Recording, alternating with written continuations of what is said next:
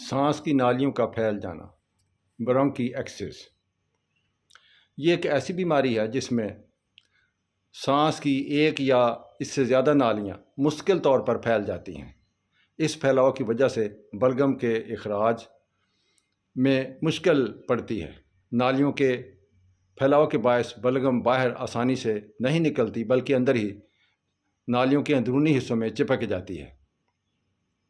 جمع شدہ اس بلغم میں جراثیم داخل ہو کر ان نالیوں اور آس پاس کے حصوں میں ہمیشہ سے سوزش کا باعث بن جاتے ہیں۔ اس بیماری کے اسباب مندرجہ ذیل ہیں۔ بچوں میں نمونیا، کالی کھانسی، تپ دق، انفلوئنزا اور دوسری سوزشوں میں سانس کی نالیوں میں اگر کوئی چیز داخل ہو جائے یا تپ دق کی وجہ سے غدود جو ہے وہ پھول جائیں اور نالیوں میں یہ رکاوٹ کا باعث بن جائے، نمونیا وغیرہ کی سوزشوں کے بعد مرمت کے دوران جسم ایسا مٹیریل استعمال کرتا ہے جس کی وجہ سے نالیوں میں لچک کم ہو جاتی ہے۔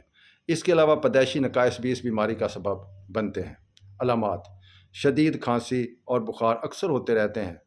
یہ دورے موسم سرما اور برسات میں زیادہ پڑتے ہیں۔ انگلیاں موٹی ہو جاتی ہیں۔ بلغم کے ساتھ خون بھی آتا ہے، جبکہ مریض دیکھنے میں زیادہ بیمار نظر نہیں آتا۔ روزمرہ کی کھانسی کے ساتھ کافی بلغم آتی ہے۔ مریض کمزور اور بے حال ہو جاتا ہے، نقاہت واضح ہوتی ہے، بھوک کم ہو جاتی ہے، وزن گرنے لگتا ہے، ہاضمہ خراب ہو جاتا ہے، خون کی کمی، سر درد، زکام اور ناک میں سوزش محسوس ہوتی ہے۔ چھوٹے بچوں کی نشو و نما رک جاتی ہے۔ کبھی کبھی بعض مریضوں میں بیماری میں ایک شدید حملہ کی صورت میں فوری طور پر نمودار ہوتی ہے۔ سانس کی نالیوں میں رکاوٹ کی وجہ سے بے ہوشی کے دورے، کھانسی کے شدید دورے پڑتے ہیں اور بدبودار بلغم خارج ہوتی ہے۔ اس بیماری کے نتیجے میں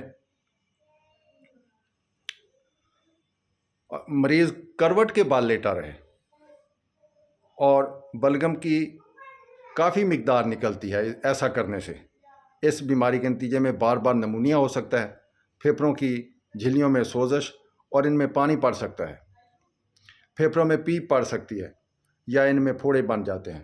سوزشوں کا مادہ خون کے ذریعے پھیلتا ہوا دماغ میں جا کر وہاں پر پیپ پیدا کر سکتا ہے اور اس کی وجہ سے یہ کیفیت مریض کی زندگی کے لیے خطرناک ہو سکتی ہے۔